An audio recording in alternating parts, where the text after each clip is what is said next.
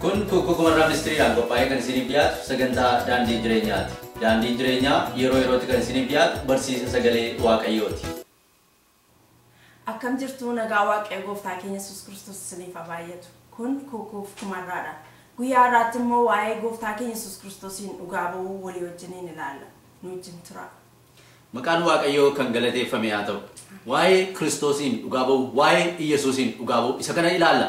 Garuu guyyaa har'aatii fi sagalee macaafa qulqulluu keessaa irra dhaabbannee ilaallu tokko qabna. Innis hojii ergamootaa boqonnaa 4 lakkoofsa 18 amma 20tti akkasumas hojii ergamootaa boqonnaa 5 lakkoofsa 29 ol fakkaatu waan ta'eef iddoo kana lamaan erga dubbisee booda in jalqabna. Boqonnaa 4 hojii ergamootaa jechuukooti. Boqonnaa 4 lakkoofsa 18 akkana jedha. Kana booddee ol isaan waamanii maqaa Yesuusiin raawwatanii akka hin dubbannee fi akka hin barsiifne isaan abbooman. Phexroosii fi Yohaannis isaaniif deebisanii kan Waaqayyoo dhaga'urraa kan keessan dhaga'uun Waaqayyo duratti qajeelaa yoo ta'e isinumti faradaa. Nuyi garuu ofii keenya kan argine kan dhageenyes himuudhiisuu hin dandeenyu ittiin jedhan. Eenyuun akka jedhan hin ilaalla booda. Mee boqonnaa 5 lakkoofsa 29 sagalee kana fakkaatu dubbisee isa booda in ilaalla olee. Ilaa akkana jedha boqonnaa 5 lakkoofsa 29 irratti Phexroosii fi ergamoonni warri kaan garuu deebisanii nuyi namaaf abboomamuurraa Waaqayyoo abboomamuutu nurra jira jedhan maqaa Waaqayyoon galateeffame haa ta'u. Kana gabaabsinee walii wajjin ilaallaa garuu akka nuuf galuuf akka ol nuu qabatuuf boqonnaa tokkorraa kaasee amma iddoo kanaatti kan jiru mee gabaabsinee dursinee ilaalla. Maqaa Waaqayyoo kan galateeffame haa ta'u. Ameen. Hojii ergamootaa inni barreesse Luqaas akka ta'e beekamaadha amanamee. Macaafa isaa jalqabaa keessatti innis wangeela Luqaas keessatti kan inni barreesse Gooftaan keenya Yesuus Kiristoos fooniin dhufee nama ta'ee dhalachuusaa biyya lafaa kanarrattis akkuma namootaatti Waaqayyoo ta'eetu jiru dhufee akkuma namootaatti deddeebi'aa ture. Yeroo guddatee yeroon isaa yeroo ga'utti yeroon tajaajila isaa yookaan yeroon ministirii isaa biyya lafaa kanarratti yeroo ga'etti inni adeemee yeroo inni tajaajilaa ture. Ergamoota fo'atee ergamoota of duukaa fuudhee yeroo tajaajilaa deemaa ture, yeroo barsiisaa ture, yeroo fayyisaa ture, hafuura hamaa yeroo baasaa ture, dinqii adda addaa yeroo inni gochaa ture biyya lafaa kanarratti. Achi immoo anaaf isiniif cubbamootaaf jedhee dhiphina keessa inni darbe yeroo nuuf jedhee du'e du'aa immoo kaafamuusaa du'aa kaafamee immoo ulfinaan gara Waaqayyootti ol ba'uusaa ol ba'uusaa fuuldura immoo sagalee tokko abdii kennee deemuusaa abdachiisuusaa abdii abbaa biraa fuudhe isaanitti himee ol ba'uusaa barreesse wangeela Luqaas keessatti akka kanatti hin fixa ture.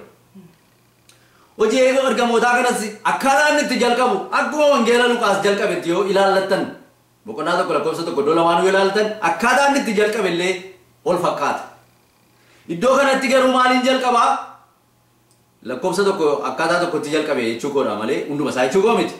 Kan inni iddoo kanatti godhe immoo hojii ergamootaa boqonnaa tokko keessatti macaafa isaa lammaffaa kana keessatti jechuu kooti Yesuus du'aa erga kaafamee booda guyyaa 40 guutuu yookaan guyyaa 40 lafa kanarra deddeebi'ee karaa hin mamsiisneen warra ergamoota duukaa turan sanatti mul'achaa erga ture booda karaa hin mamsiisne deddeebi'ee erga isaanitti mul'ate booddee abdii tokko yeroo isaan abdachiifamu barreessa iddoo kanattis. Abdiin kunis abdii abbaan koo isiniif kenne eeggadhaa. Abdii abbaan koo isiniif kenne eeggadhaa malee Yerusaalem keessaa hin bayinaa. Abdiin sun garuu hin dhufa. Haleluuyaa. Abdiin sun abdiin isinii abdachiifame sun lafa isin jirtanitti isiniif hin dhufa. Achi tura. Yeroo ittiin jedhu dhageenya maqaa Waaqayyoon galateeffame haa ta'u.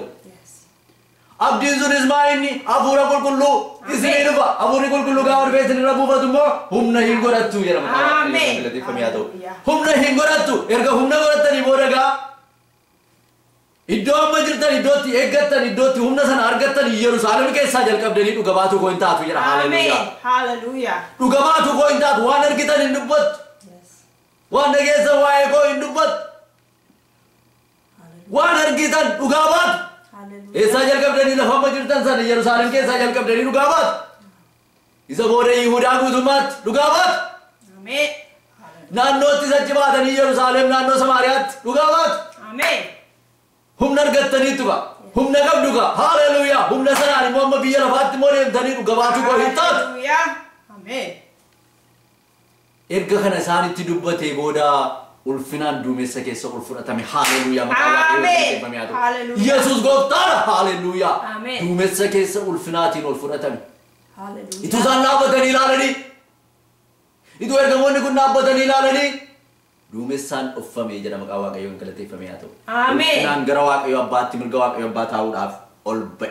Akka kanattiin boqonnaa tokko keessatti barreessee ture. Amen. Achuma boqonnaa lamarratti immoo yeroo afurri qulqulluu kun inni jajjabeessaa ta'e, inni barsiisaa ta'e, inni gorsaa ta'e yeroo inni dhufee isaan irra buufatu argina. Achumaan Phexros fa'aa kaan yeroo isaan humnaan ija jabinaan waa'ee dhugaa Kiristoos kanaa waa'ee fayyisaa isa ta'e gooftaa keenya Yesuus Kiristoos yeroo isaan dhugaa ba'an argina. Maqaa Waaqayyoo galateeffame. Ameen. Inni abdachiifame sun yeroo isaatti dhufe maqaa Waaqayyoo eebbifamu. Gaafa guyyaa 50ffaa isa Peenteqooste jedhamee waamamu yookaan immoo beekamu sanatti jedha boqonnaa 2 jalqabuma isaa kaasanii yoo ilaaltan. Gaafa isaan iddoo tokkotti wal ga'anii jiranitti iddoo tokkotti sassaabamanii jiranitti inni abdachiifame sun hin dhufee jedha.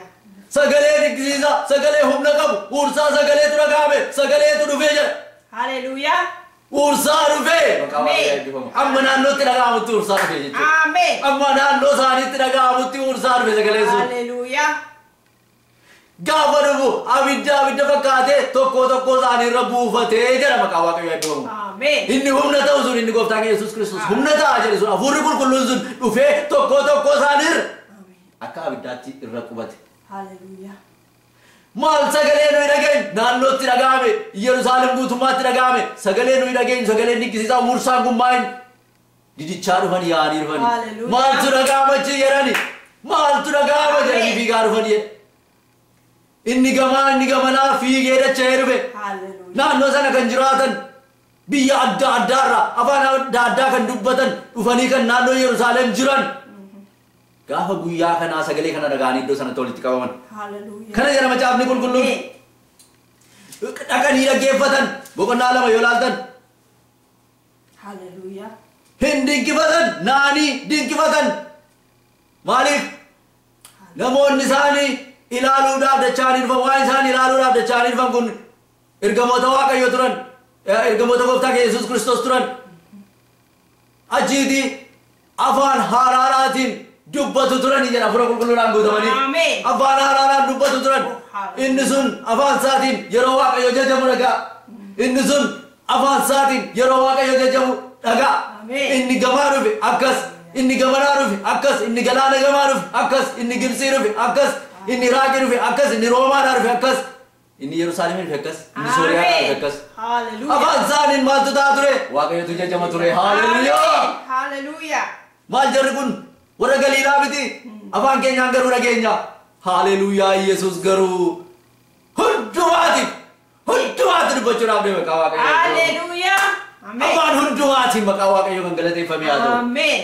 haleluuyaa hin dinqifatanii eeyyee sagadaadha gooftaan maqaa Waaqayyoo kan galateeffame haa ta'u yeroo warri kaan garri caalaan akka kanatti dinqifatan dinqii Waaqayyoo gaafa jajatan warri kaan immoo hin gayyisu turan gayyistoonni immoo achuma keessa jirti gayyisuun garuu inni bu lafa jajamuun jiru lafa ulfinni Waaqayyootti mul'atutti gayyistoonni sunuma jiraatti kaan immoo isaan daadhii wayinii yookaan immoo daadhii jabaa quufaniiti ittiin jedhu turan machaaniiti ittiin jedhu turan jechuudha machaaniiti warri kaan akkasii jarri kun machaaniiti waan amala isaanii ta'e waan ofii shaakalan muuxannoo mataa isaanii experience ofii qaban isaan irratti force gochuu barbaadu isaan irratti apply yookaan immoo isaan irratti mul'isuu argisiisuu yaadan dadhabbii mataa isaanii isaan irratti geessachuu barbaadan ofii machaan isaaniin machaanii ofii isaaniif daadhii wayiniitiin isa machaan yookaan daadhii jabaan wayinii isa machaaniin ijoollee Waaqayyoo warra hafuura qulqulluutiif machaan kanaan immoo akkasittiin jedhu turan.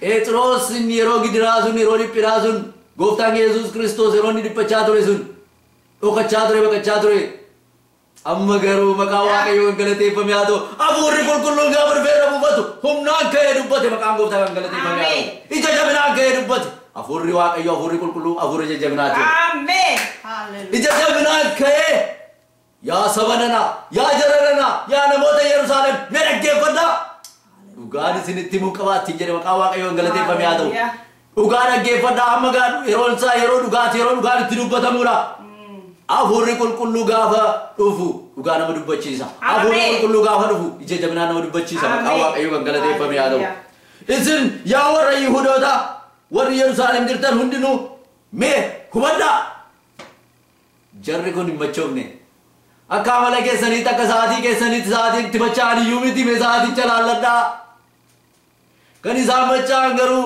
daadhiidhaan miti dhugaatii nama macheessu miti baroota dura raajicha raajii yoo inni dubbatame hafuurri qulqulluu dhufee hafuurri waaqayyoo durboota keessanirra ijoollee keessanirra dhiirota keessanirra hin buufatanii jedhamee barreeffamee ture sun inni dubbatamee ture sun amma yeroon isaa ga'ee kara Kiristoos Yesuus isa sin fannistan isa sin fannisiistan warra waaqayyoon hin beekne warra jallootatti dabarsitanii isa sin fannisiistan isa sin ajjeestan kara isaa dhufee isan isin amma argitan ittiin jedhu turan maqaa waaqayyoon galateeffamee haa ta'u kana dubbata ture Phexros ija jabinaatiin